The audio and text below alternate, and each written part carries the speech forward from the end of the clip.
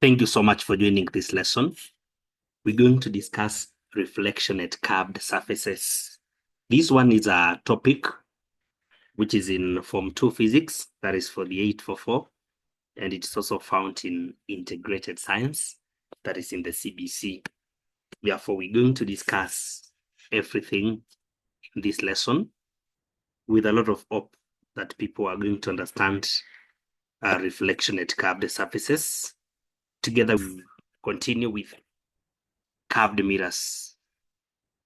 Let's begin by understanding the types of curved mirrors, or simply the reflectors. So curved surfaces may be obtained from hollow shapes, such as spheres, cones, or even cylinders. So you can have some hollow cylinders. When you slash a portion of them and you have one side polished, you will get a curved reflector. When these surfaces are highly polished, this is making them very shiny, they become reflectors. In a hollow metal sphere, for example, if the inner surface is highly polished, then the portion of the sphere is described as a concave reflector. When the inner surface is highly polished, we get a concave reflector. Conversely, if the outer surface is highly polished, then the portion of the sphere is described as a convex reflector. So that is the main distinction between concave mirrors or concave reflectors and convex reflectors. So look at the diagram here now.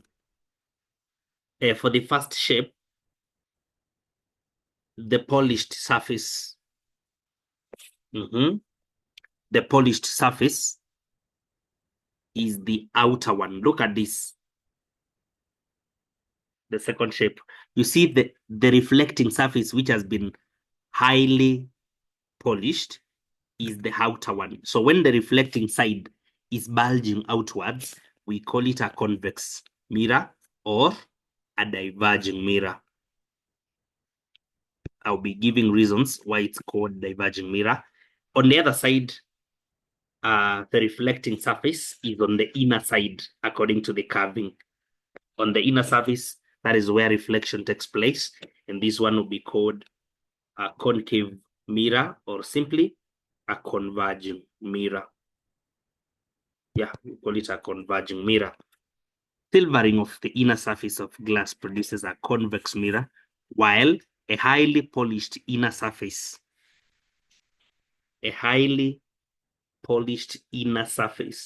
gives a concave reflector, which behaves like a concave mirror. So now we've known that depending on the side where a curved surface has been polished for reflection, we can get either a concave or a convex mirror. I think the same has been elaborated here. So you see this one is concave because this is the reflecting surface. The reflecting surface is on the inner side. Reflecting surface.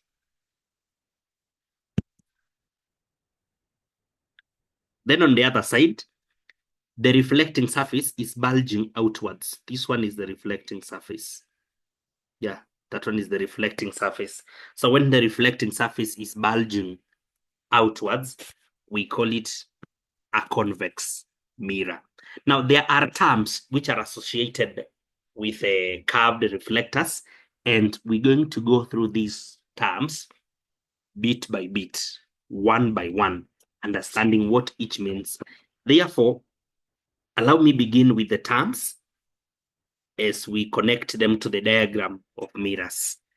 Therefore, I will start by taking you to the terms. Then from there, now we'll be associating every term with a drawing. From the drawings, we will be able to see the following terms. So the pole, abbreviated capital P, is the center of the mirror.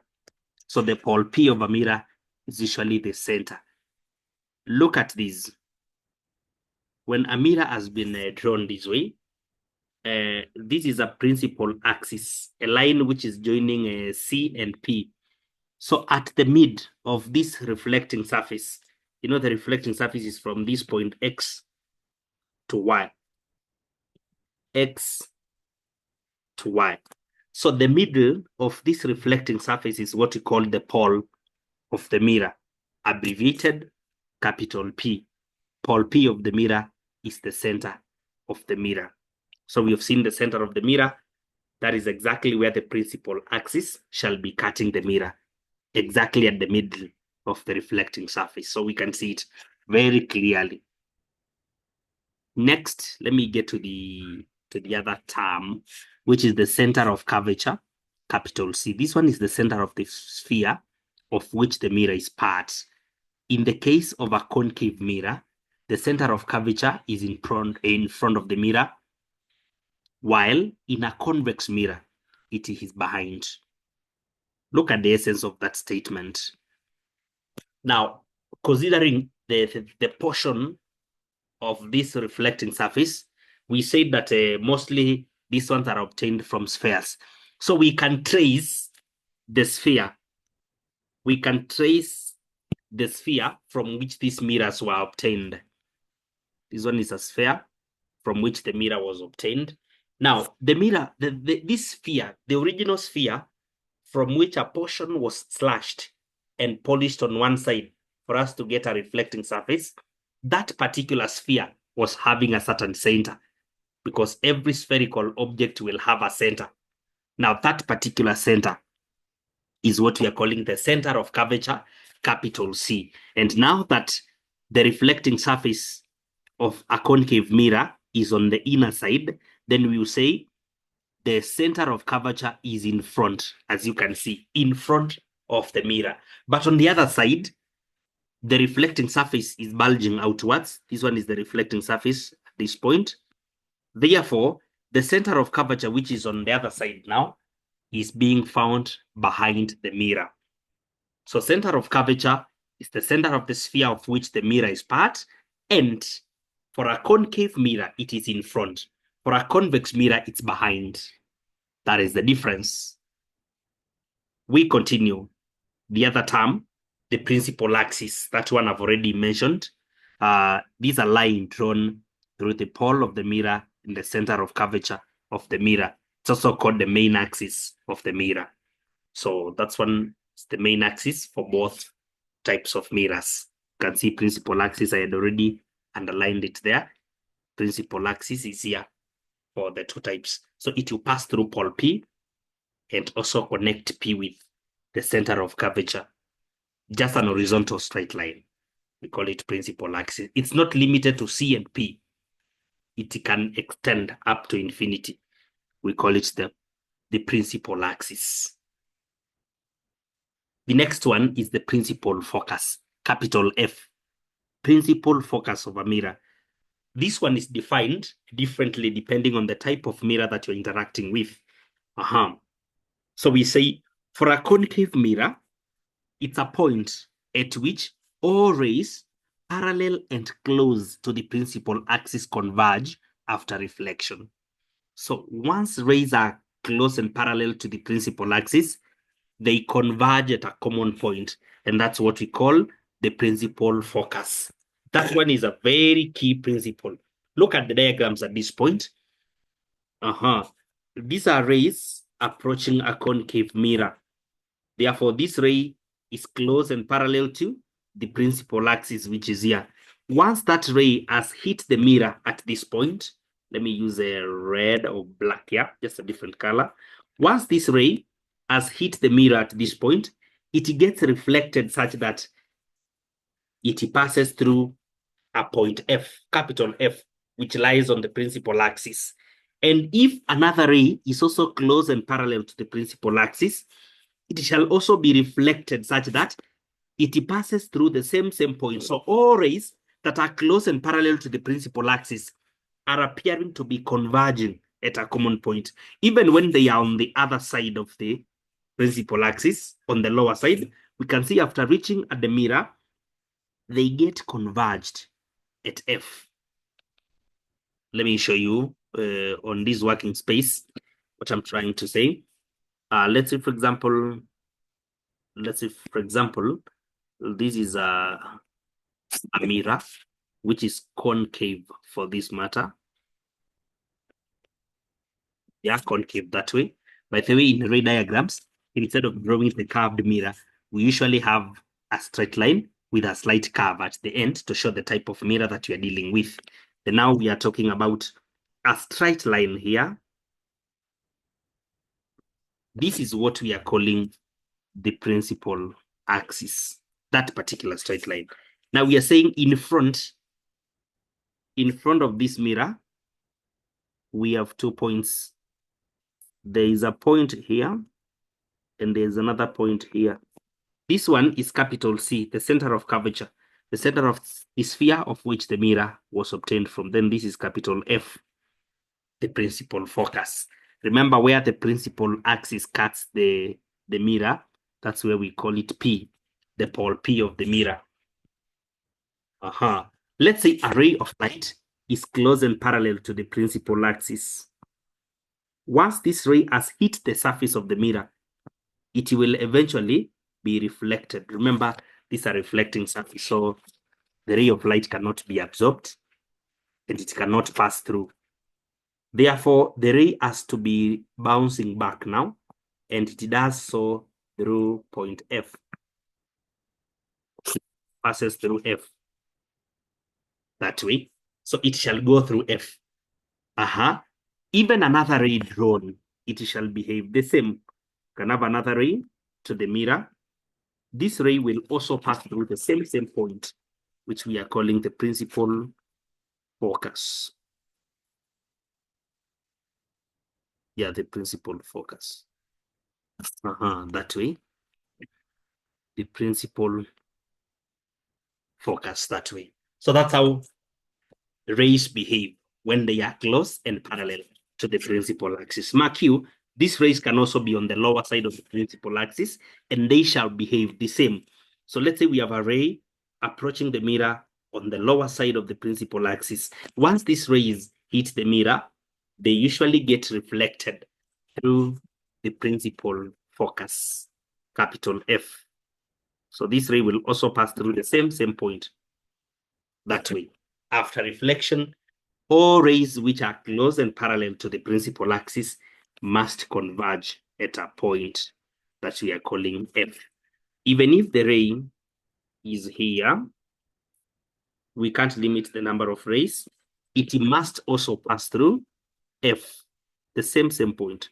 So the ray will get reflected through the same point. So you see, it's like all rays are converging at a point after reflection. And for this particular behavior now, we say that a concave mirror is also called a converging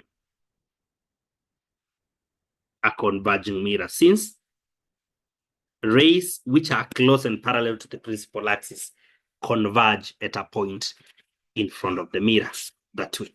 Let's look at the same term, but now with reference to the convex mirror. So with reference to the convex mirror, we shall say that the principal axis, the principal focus, capital F of a concave mirror. Okay, here we said for a concave mirror, it's a real focus because there is an intersection of real rays. But now, for a convex mirror, it's a virtual point because rays do not actually diverge from the point. They only appear to be diverging from a point. So for a convex now, this is the point at which all rays parallel and close to the principal axis appear to diverge from. Underline the word appear to. So rays do not appear. Rays do not just diverge. They simply appear to be diverging from. Meaning that this is a virtual point. It's not a real point. So as we say in the next statement, the principal focus of a concave mirror is a real focus. What does this mean? Reflected rays actually pass through it, while the principal focus of a convex mirror is a virtual focus. This is because reflected rays only appear to pass through it, or only appear to originate from it. Therefore, let's draw this according to. And actually, we should say that for this reason, because rays are appearing to diverge from the focus of a convex mirror, then it's also called a diverging mirror. This is what we mean. Let me draw it. The mirror there. Then let me draw the principal axis also. Yeah. So we have the mirror here. You can see the signpost at the top showing us that this is a convex mirror. So we can have a point there and another point there.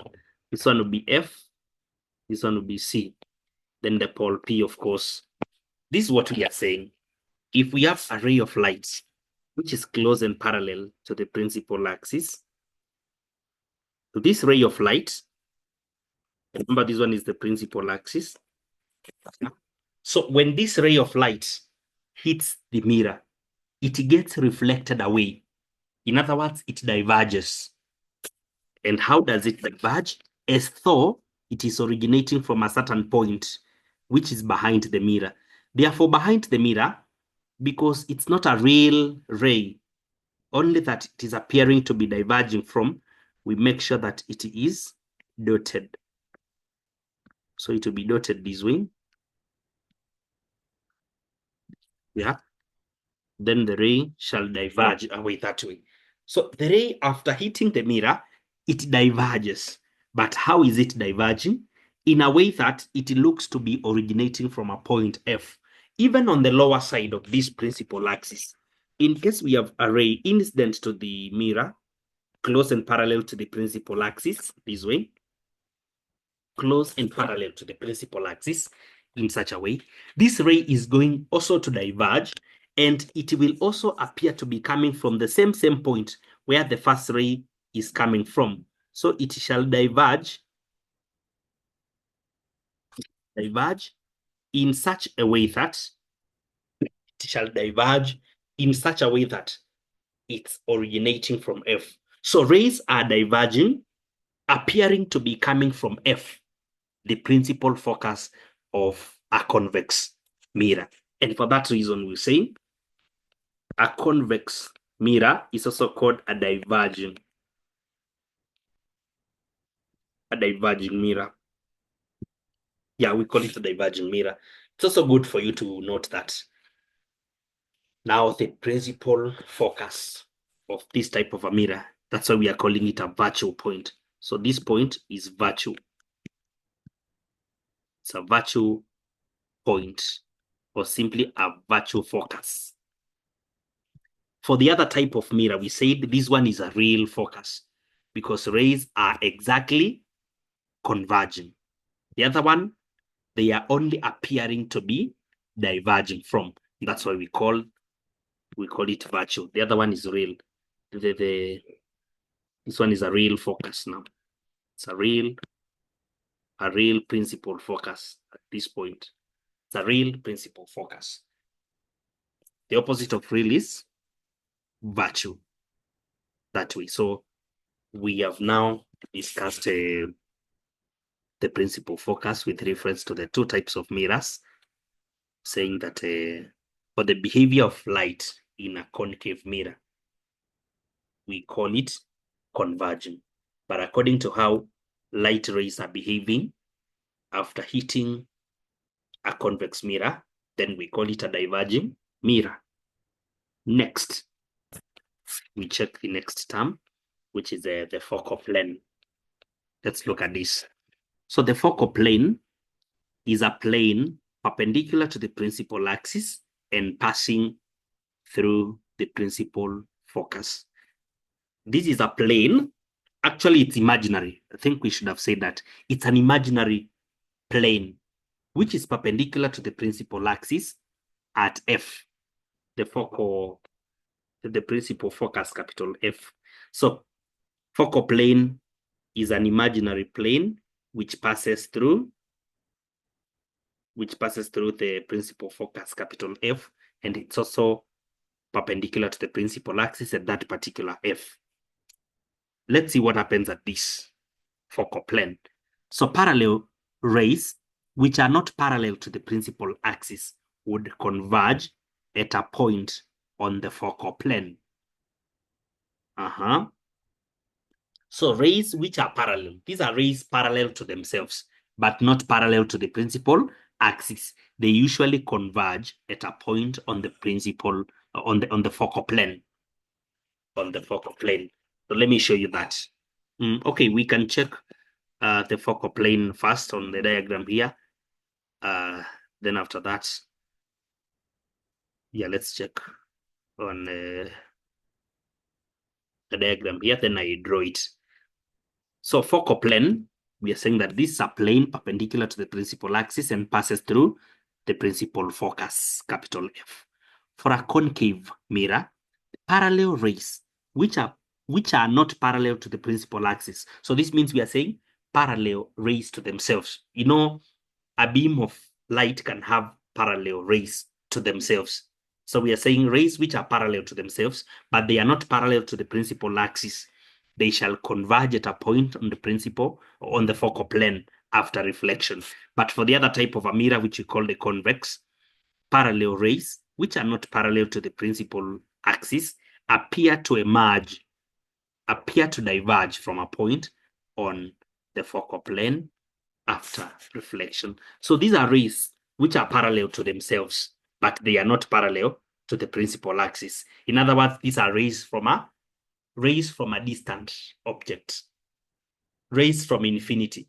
These rays, after hitting the mirror, they converge in a way that they are meeting at a point.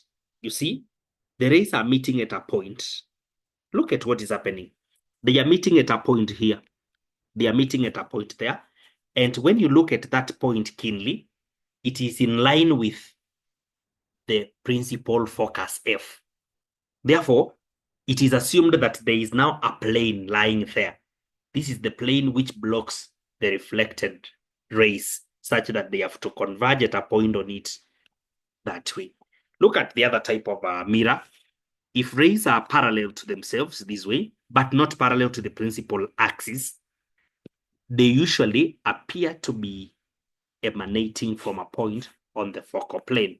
So these are vertical focal plane, vertical or perpendicular focal plane. So on a diagram, to be precise, this is what we mean. We are already having the mirror here. This one is concave.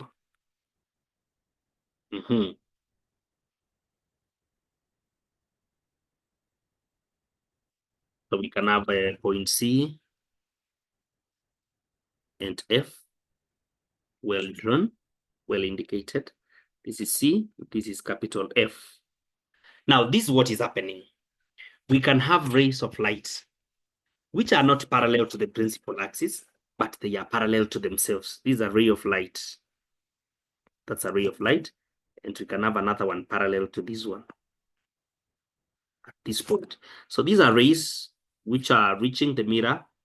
They are parallel rays, but they are not parallel to the principal axis. These rays are supposed to converge somewhere. Now that we are drawing them, yeah, on a converging mirror. So they converge somewhere. So that's why we are saying there is an assumed plane here. There is an assumed plane there. And this is what we are calling this one is the focal plane.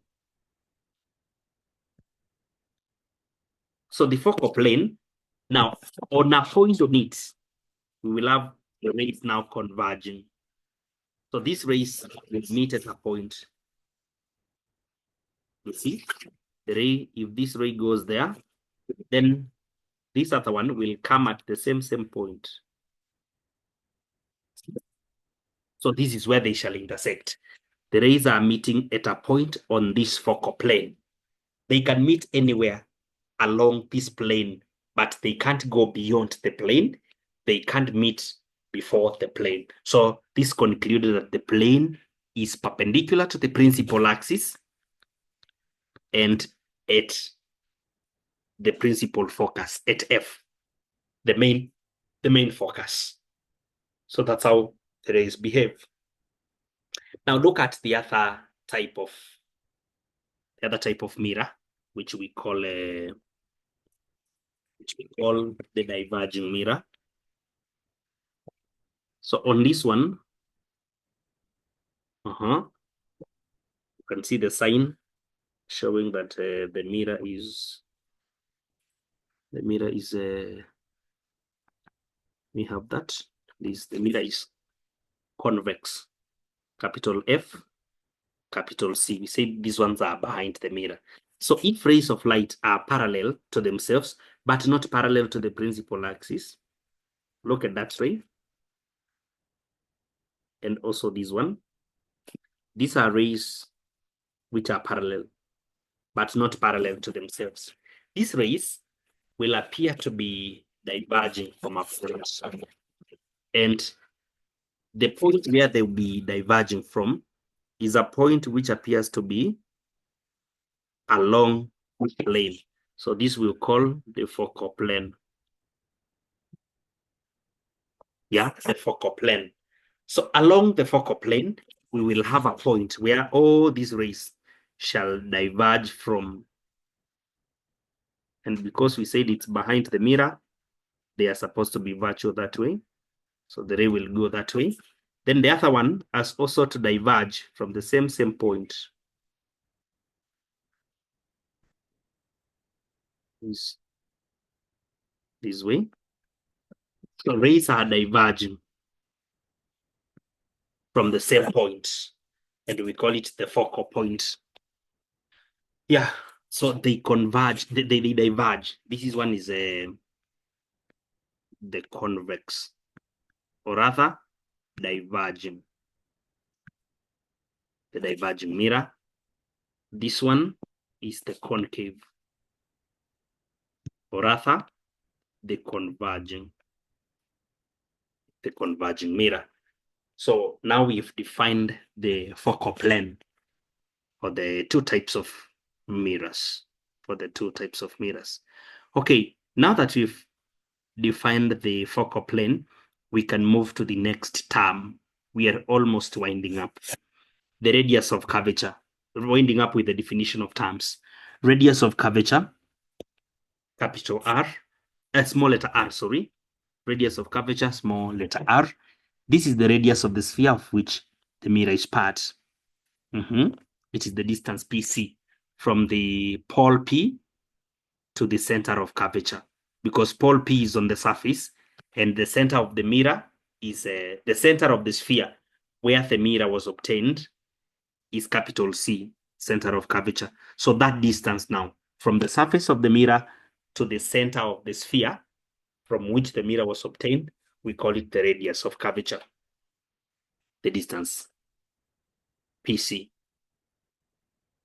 So we said, yeah, the distance from C to P, from C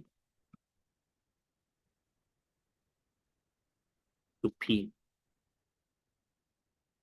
that would be the radius of the sphere where this mirror was cut from. So this will be the distance, small letter r, radius of curvature, the radius of the sphere from which the mirror was obtained. And also for the other type, we should know that these are distance behind the mirror because the center of the sphere is behind the mirror. So from pole P all the way to capital C. Now that distance will be at this point. This distance will be small letter r, the radius of curvature. Yeah, the radius of curvature. That will be the radius of curvature, radius of the sphere of which the mirror is part.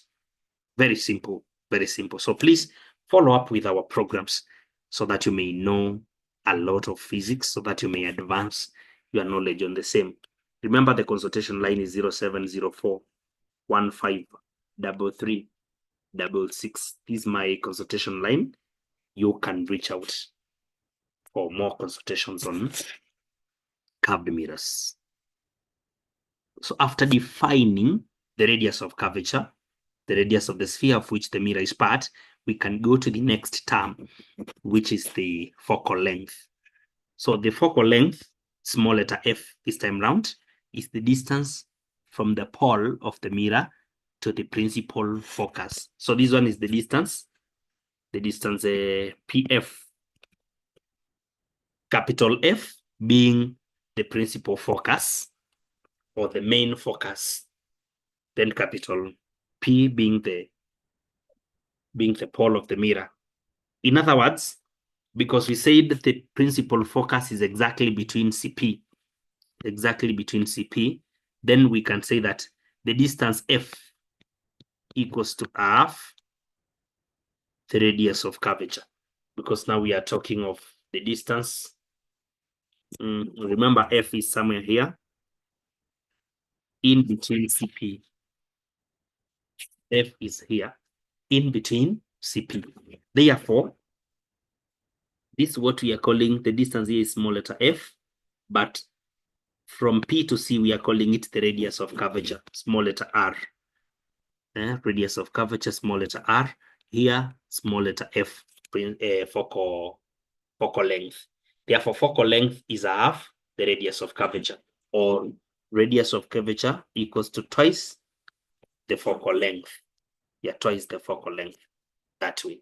So we have a relationship between the focal length and the radius of curvature that way.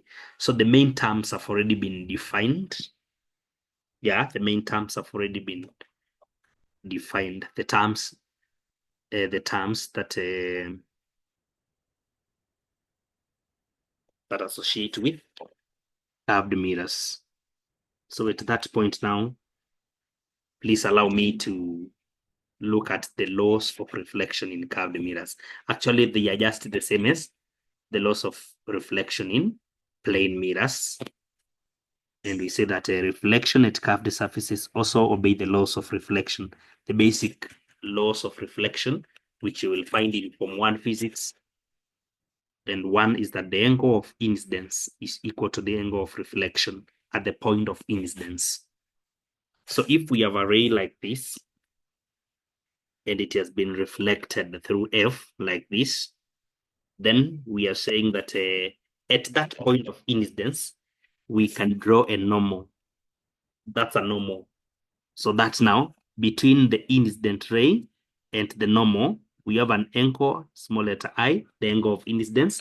Then between the normal and the reflected ray, we are having small letter r, which is the angle of reflection. Now the two angles are equal. And even for the other type of mirror. And the second law of reflection is that the incident ray, the normal ray, and the reflected. The incident ray, the normal is not a ray, sorry. It's just a perpendicular line drawn to the reflecting surface at the point of incidence. So the normal and the reflected ray all lie on the same plane at the point of incidence. All lie on the same plane at the point of incidence. So you can see they are all on the same plane at the point of incidence. Yeah. So we can have some bit of practical here, whereby we can determine the focal length of a concave mirror.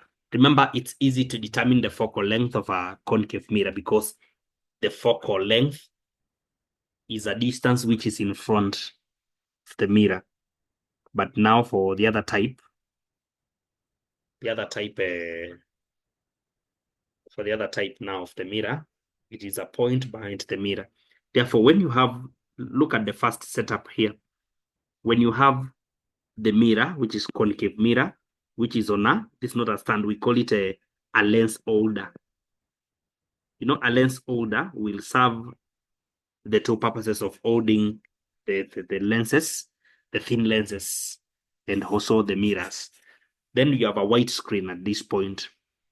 This is a white screen, or simply a screen. Now on this screen, you're supposed to adjust the position of this screen until a sharp image of a distant object is formed on the screen. So once you see a sharp image on the screen, then now measure the distance from the screen, from the screen to where the mirror is positioned. That distance, that particular distance now, is what we shall call f, small letter f, because it means where the rays are meeting and they are from a distant object, that is at the focal plane. And remember, the focal plane is perpendicular to the principal axis at f.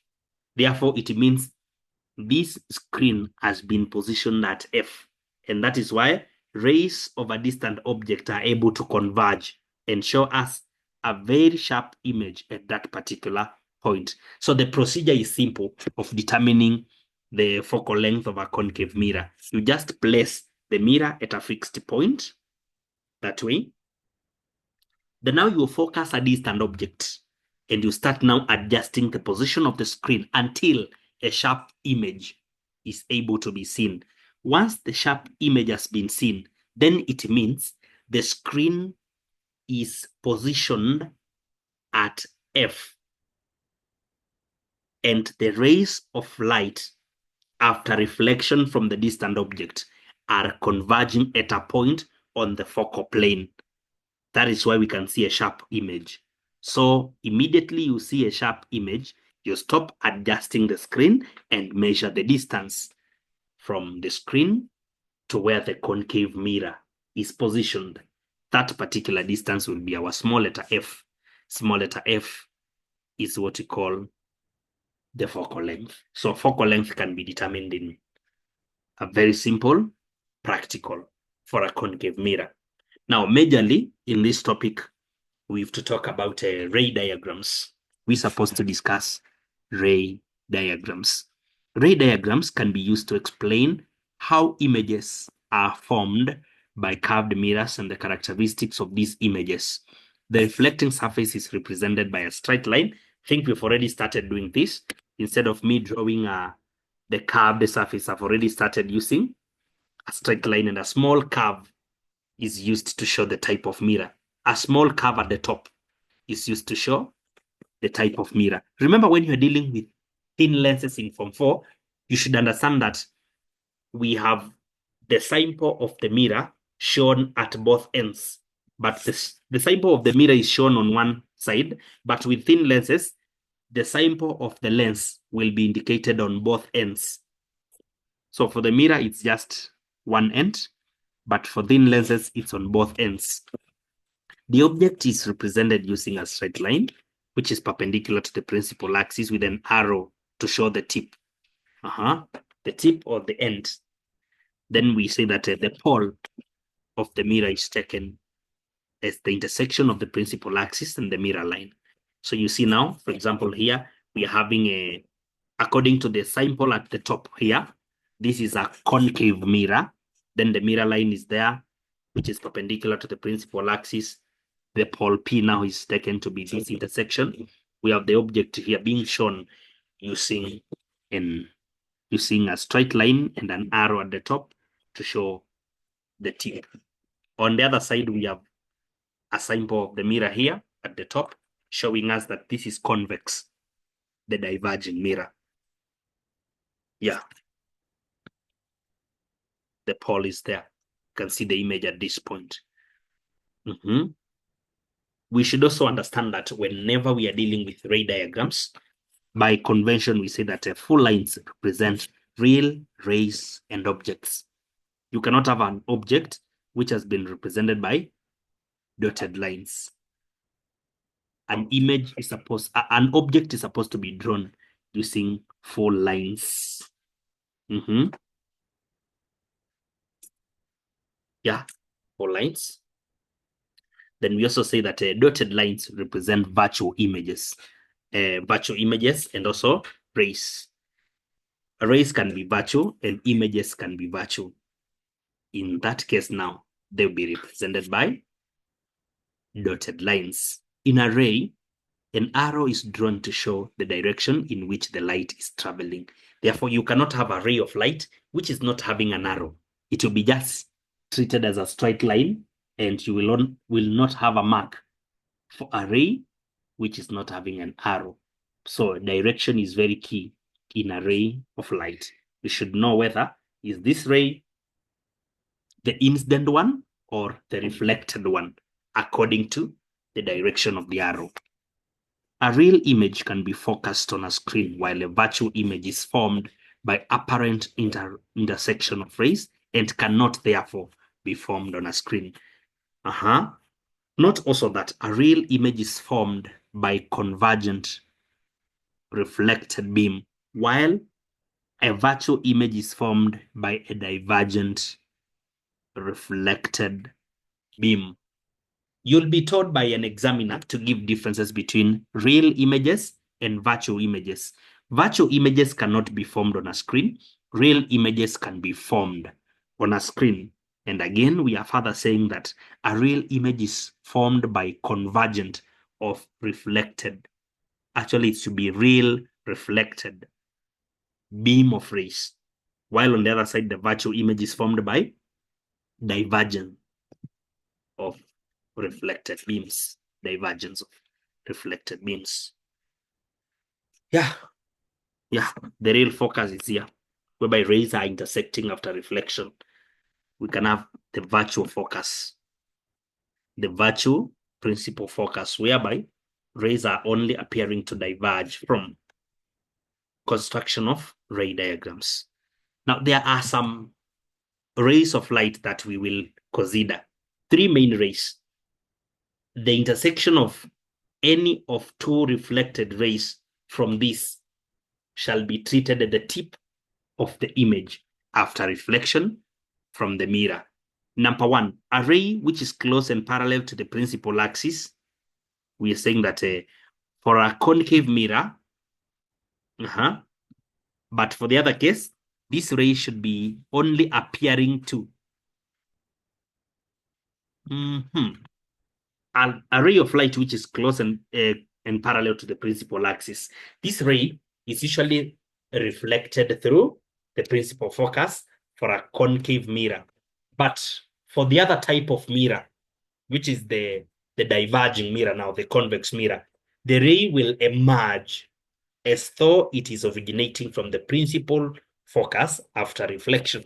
That's a diagram we've already drawn. If a ray of light is close and parallel to the principal axis, it shall be reflected through F. That is for the concave mirror. But for the other type of a mirror, a ray of light which is close and parallel to the principal axis will diverge as though it is originating from F. So you see,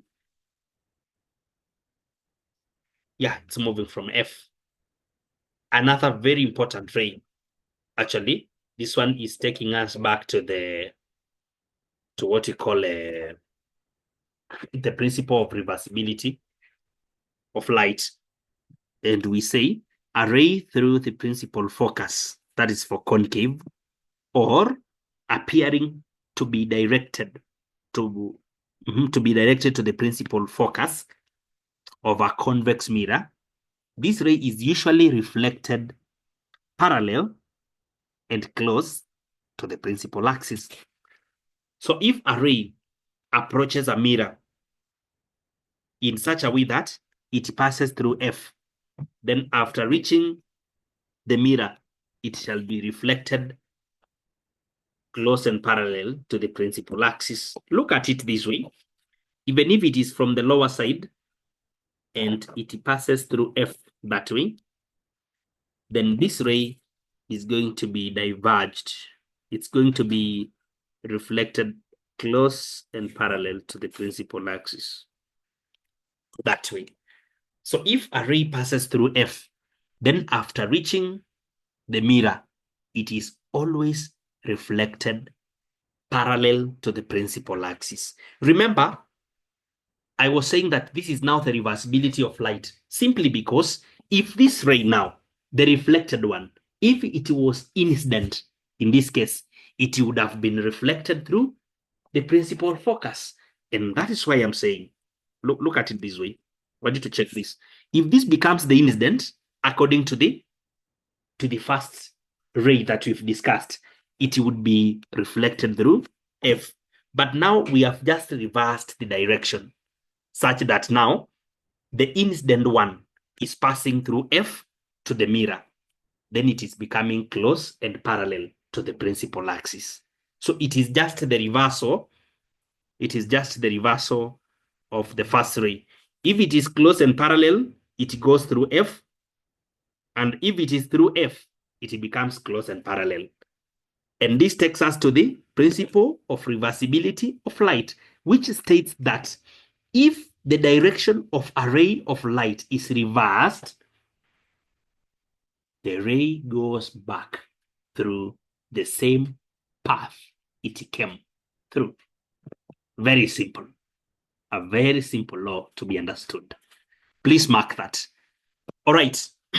Let's now talk about the second type of a mirror in this second type of array, whereby we are saying the ray, this one is now the incident one. The ray is appearing to be directed to F. It's not being directed to F. It's appearing to be directed to F. Then immediately it hits the mirror, it will become close and parallel to the principal axis. Again, the reversal of what we had discussed in number one. If a ray is parallel and close to the principal axis, it will emerge away, appearing to be coming from the principal focus. That was the first discussion. Close and parallel emerges from F. Trying to go through F emerges close and parallel. So you see, it's the reversibility of light. Then the last ray, a ray of light, which is through the center of curvature for the concave mirror, or appearing to pass through the center of curvature for the convex mirror. This one bounces back through the same path. This one bounces back through the same path. So if a ray of light passes through C to the mirror, it shall get reflected back through the same path. And also for the other case, if it appears to be targeting C, it shall get back through the same path. Okay, maybe you'd like to know the reason why this one is not being reflected through any angle. When you pass through C, you are likely to hit the mirror perpendicular to a tangent at that point. So if we draw a tangent at this point of incidence, because remember you are from, let me apply some little mathematics at this point. Check here. You are from the center. That means it's like you are tracing a radius. If we draw a tangent at the point of incidence, this tangent is going to be perpendicular to the path of light. And when a ray of light is perpendicular to a reflecting surface, then that ray will usually go back through the same path, because the angle of incidence is 0. Then the angle of incidence is 0 because the ray is coming through the normal, because a normal is usually perpendicular. Then it shall be reflected through the same path. Same to the other type. If we draw a tangent here, then you will discover that the ray of light is becoming perpendicular to the reflecting surface at that particular point. And therefore, it's making no angle of incidence because it is through the normal. Then this ray is automatically going to be reversed through the same path. Now, with these three rays now, we can draw ray diagrams. We see formation of images. And after that, we will be able to see the properties of the images formed. All right, we proceed now. We had already discussed the we'd already discussed the loss of reflection, whereby we said the angle of incidence is usually equal to the angle of reflection. But this ray now will be biased, so it cannot be used for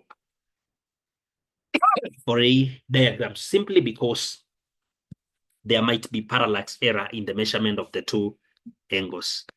Therefore, we don't measure on this ray. We consider the first three, any two. So let's look at now, very quickly, characteristics of images formed by a concave mirror. Characteristics of images formed by concave mirrors. An object at infinity. See, we will have the rays coming to the mirror when they are parallel to themselves, but they are not parallel to the principal axis. And according to the definition of principal focus, then these rays are going to be converged at a point along F. And where they meet, we treat it as the tip of the image. So that's why the image is at this point now. So the image is here. When you look at the image and you consider the behavior of the rays which are coming off, you look at this image and you discover that it is now becoming smaller than the object. So we will be able to say this, that the image is real, because this is a real intersection of rays. They are not virtual rays, they are real after reflection. The real rays are intersecting. Then it's formed at F. It must be at F, because that is where the focal plane lies. This image is inverted. The other name of inverted is upside down. Again, it is smaller than object. Instead of saying smaller than object, you can say it is diminished. So we have a diminished image being formed. Characteristics of images again. So we can look at an object which has been placed at C. Let's look at that. Placed at C. We consider any two rays of light from the tip. This is the object O. So from the tip of the object, we can draw the first ray, which is close and parallel to the principal axis. This ray is expected to pass through F after reflection. Then we do another ray. If a ray passes through F, then this ray becomes close and parallel after reflection. So the reflected rays now are meeting at a point here, and the meeting point becomes the tip of the image. Now, when you join the tip to the principal axis, you get your image. And now when we study this image, it is formed exactly at C. So when the object is at C, the image will also be formed at C. The image is going to be real. The image is going to be upside down, or rather inverted. The image will not be diminished, and it will not be magnified. It will not be bigger than the object. It will not be smaller than object. It will be the same size as the object. So there is no magnification when the object is at C. What about when it is beyond C? When it's beyond C. So I don't expect people now, after we've discussed the three main rays, I don't expect a student to be stuck once they are drawing the images and stating their characteristics. So we can look at an object which has been placed beyond C. So we have C at this point, and we have F at this point. The pole is here. So the first ray, close and parallel to the principal axis, definitely it goes through F. That is the first ray. After that, we can consider another ray, which is through C. If a ray passes through C, this was our third ray to discuss. We said that this particular ray will be reflected through the same path. Therefore, the intersection of the two rays is here, and we can make it the tip of the image. Then we join it to the principal axis, and you shall discover again that the image now is being formed between C and F. It is between C and F. That is 1 point, sorry. Between C and F, that's 1 point. Then it's real, because we have real intersection of reflected rays. It's inverted. We said inverted is another name of upside down, that way, then it is diminished. Diminished meaning smaller than object. Yeah, it's diminished that way. The image is diminished. The image is diminished. Let's continue looking at formation of images. We have looked at the object placed at C, the object at infinity, and the object beyond C. So we are still approaching the mirror. So we can consider now when the object O has been placed between C and F. Placed between C and F. So we can have, there was something I wanted to mention actually on the first one. I said you can consider any of the three rays that you've discussed. So if you draw a ray through F,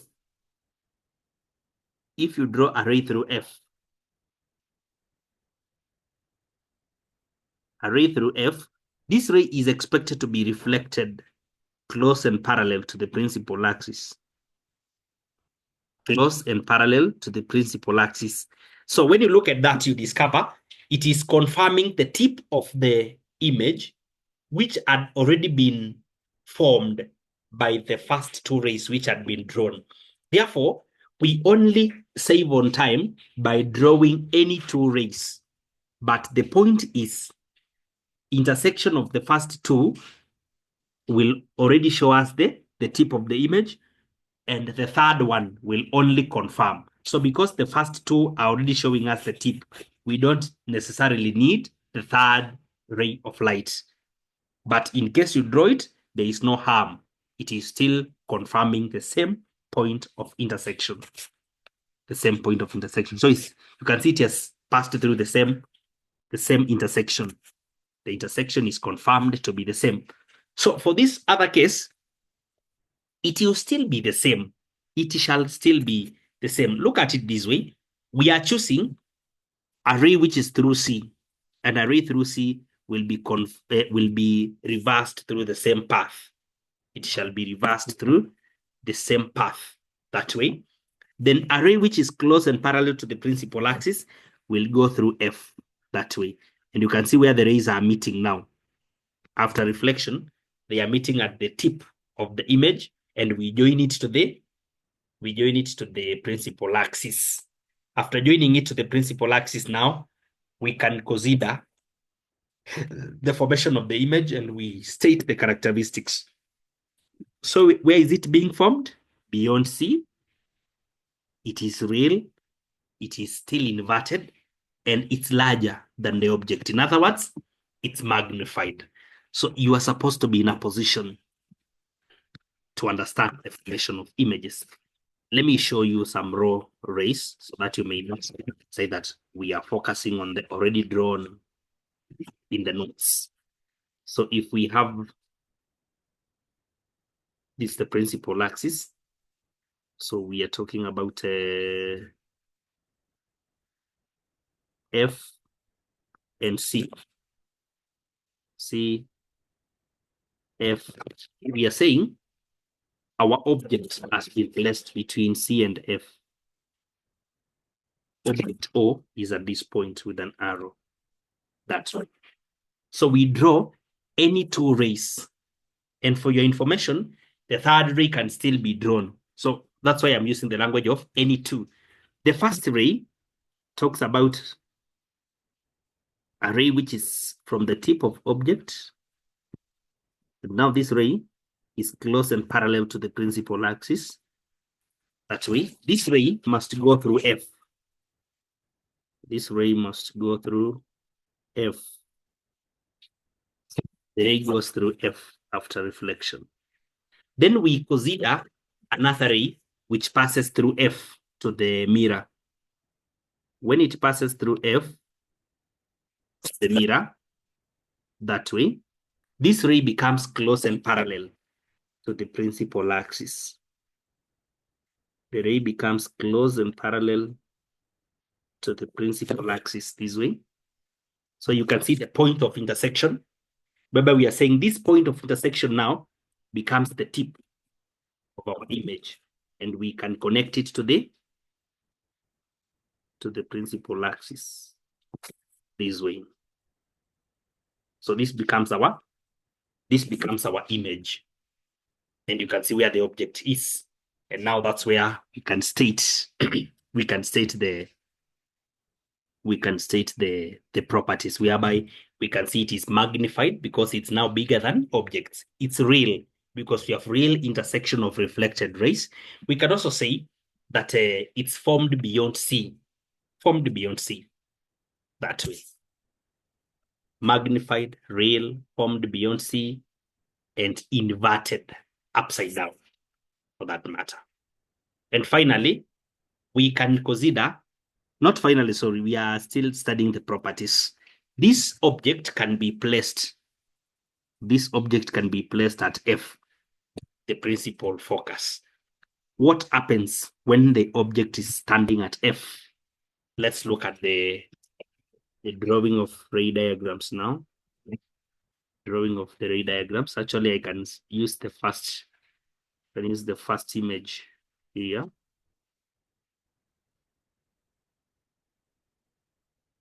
Yeah. So with this, now we can consider the position of the image coming to the object now being placed at F, exactly at F. We will not draw the ray that passes through F.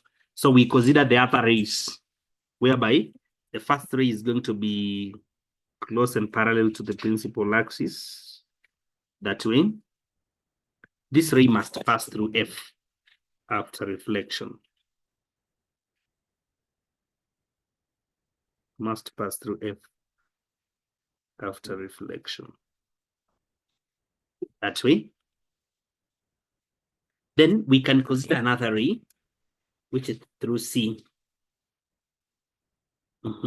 So if a ray of light is through C, it is always reflected through the same path. So through C to the mirror shall be reflected through the same path.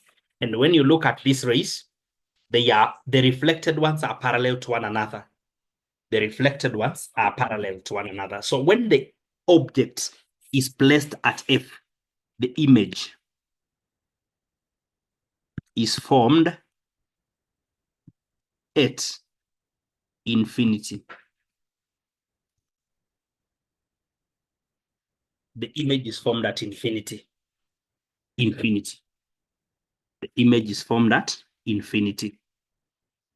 Image is formed at infinity because after reflection, the rays are becoming parallel to one another. So the formation of the image will be at infinity. For concave mirrors, we can look at the last position, which is the closest to the mirror. And that is between F and P. Between F and P. Between F and P. Let's consider that. Between F and P, what will happen to the image? What kind of an image are we going to find? Where will it be formed? How will it be? So we can consider, this information. We can consider now the position of the image being between the mirror itself and the principal focus. That way, object is finally very close to the mirror. Again, we consider the behavior of rays after reflection by the mirror. First, a ray which is close and parallel to the principal axis from the tip of this object shall be reflected through F. That way, it shall be reflected through F. So we take it through F.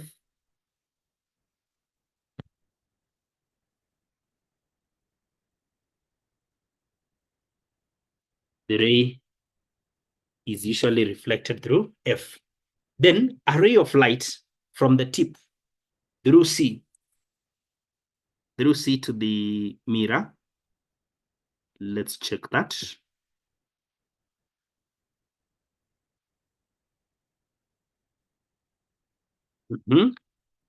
So through C to the mirror, it must be reflected through the same path. It must be reflected through the same path. So when you look at the reflected rays, these rays are not showing signs to meet anywhere in front of the mirror because they are diverging. But now that they are diverging, they are giving us an idea that in case we prolong them behind the mirror, they shall intersect at some point and form an upright image, which is going to be enlarged and virtual for that matter. So let me extend them behind the mirror. So we extend them beyond the mirror and we see whether there will be an intersection. This way.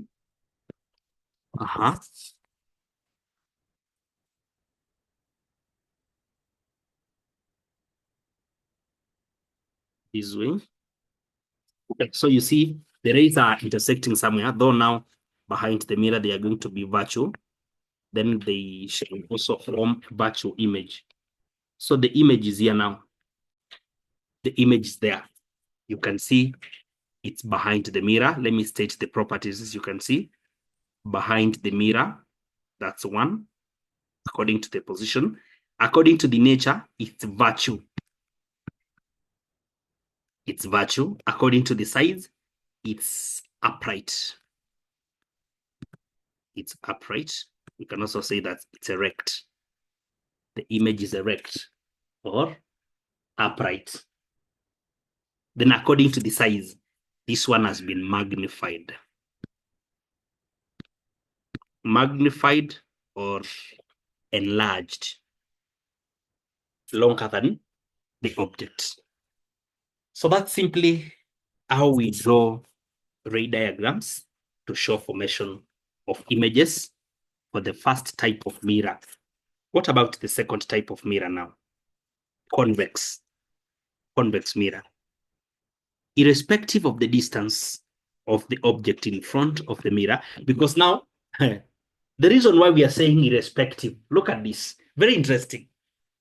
The reason why we are saying irrespective of the distance of the object in front of the mirror, in front of this type of a mirror, we cannot refer to F, we cannot refer to C, because all those positions are behind the mirror. They are not in front.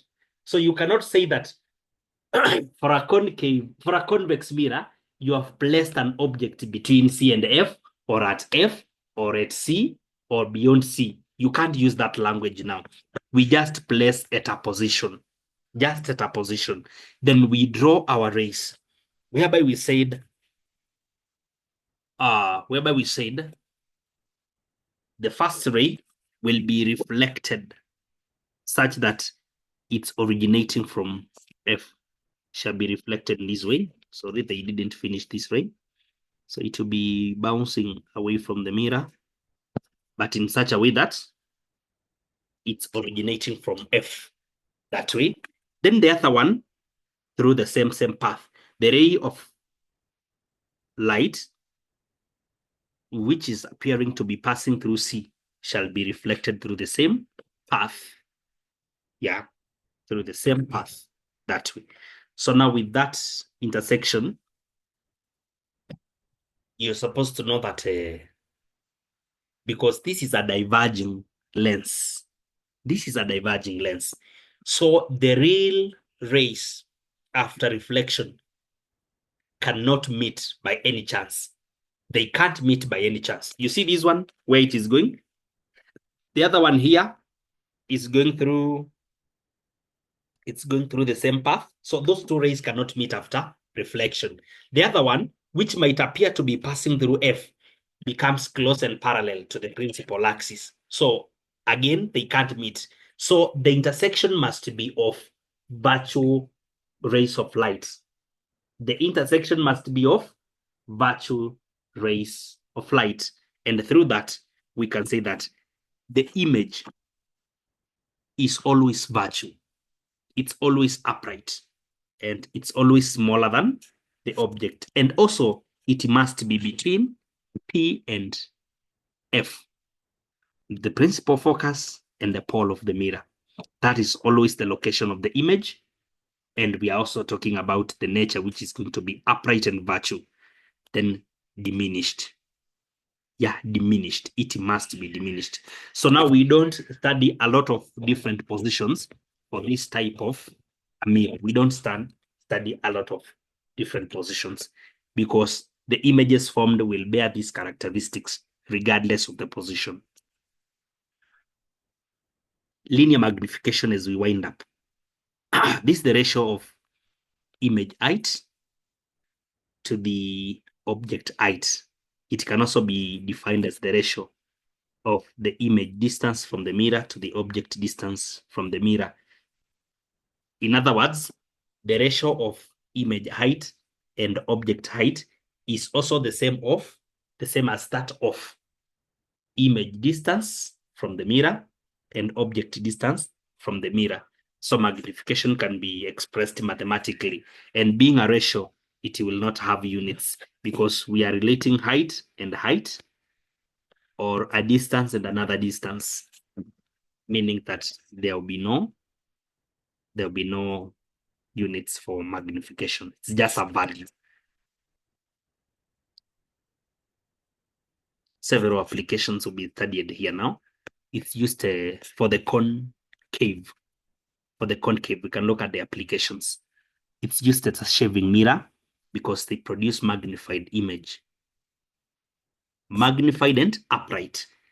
And this is a condition which is attained only when the object is between F and P. Therefore, the position of the person being shaved, and remember this knowledge is also applied by dentists when examining teeth.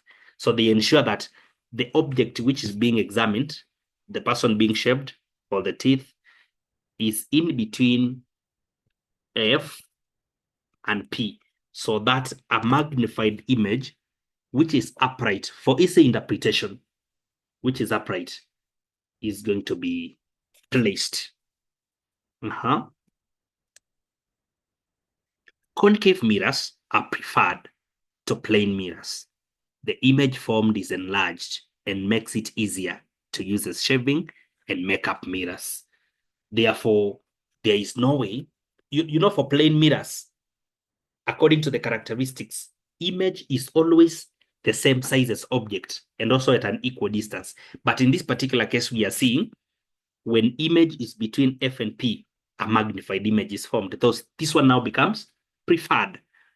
It becomes preferred. Another application for the same reason now, it's used by dentists when examining teeth to produce magnified and upright images when the object, that is the teeth now, or the tooth, is between F and P. It shall be magnified, enlarged.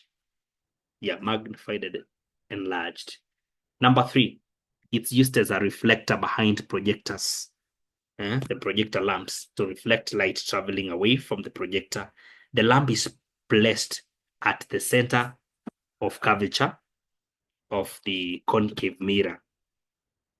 Yeah, so we have the center here, whereby we place the lamp. Then the reflector now can work.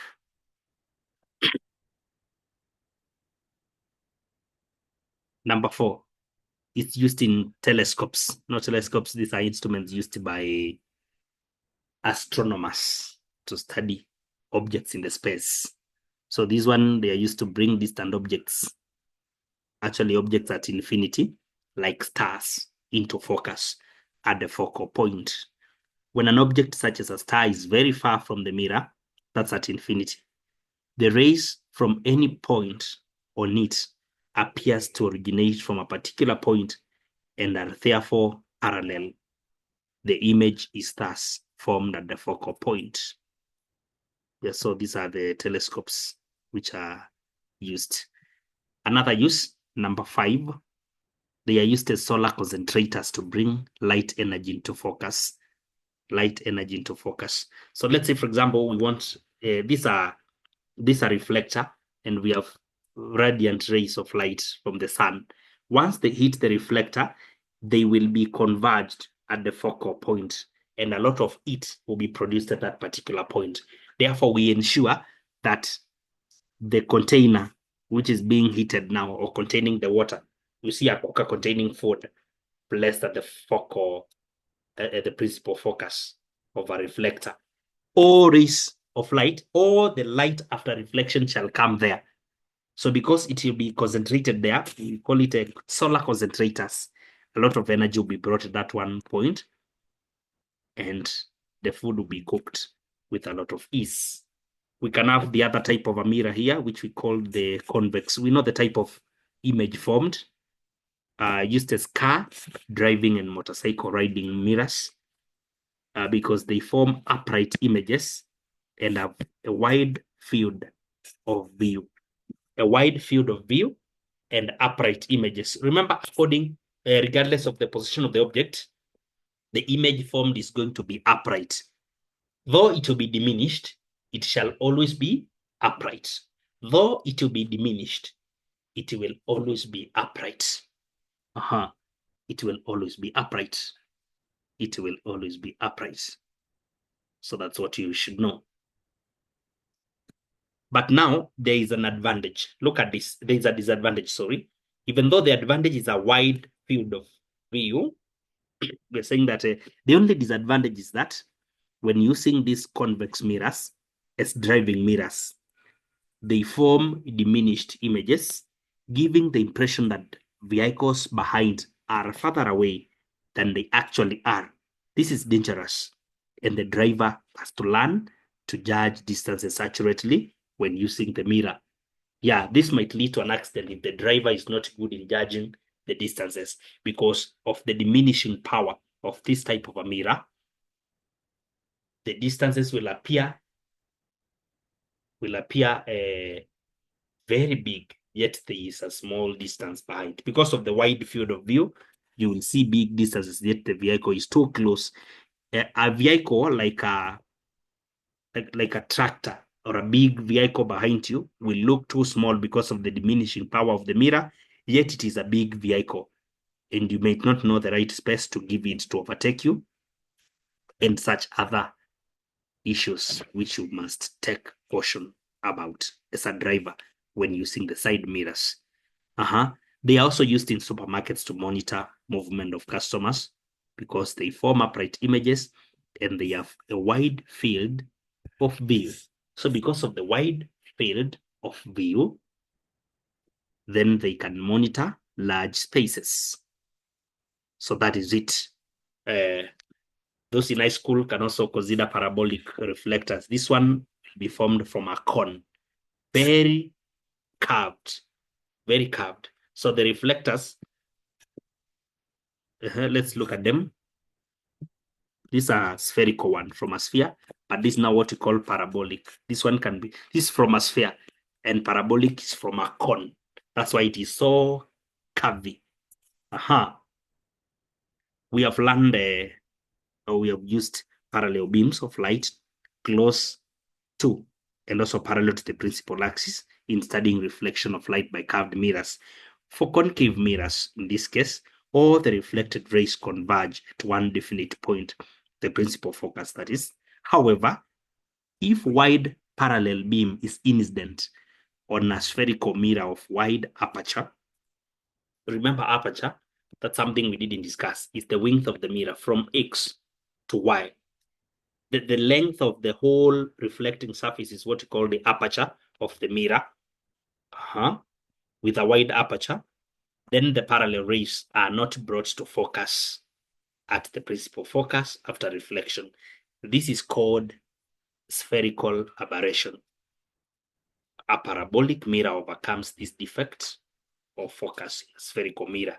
The shape of a parabolic mirror is as shown in the diagram there. All parallel rays are brought to a single focus at the principal focus. Therefore, parabolic mirrors are better converging mirrors than the spherical mirrors, which can come from a sphere. So they are good in bringing very many rays.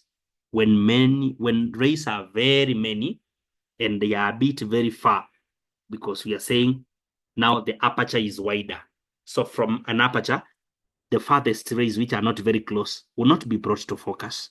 So when they hit here, you see, they are tending to meet at a certain point there. But now, however broad a parabolic reflector is, it shall bring them to focus, all of them.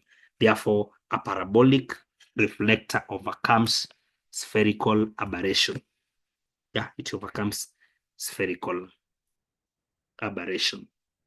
Parabolic concave mirrors are used, therefore, for propagation of parallel beams in searchlights, car headlights, and torches. Parabolic reflectors in all these produce a beam of high intensity. So they are able to converge all types of parallel beams of light. So that is it about the topic. Thank you so much for following. Remember to subscribe and to share with your friends.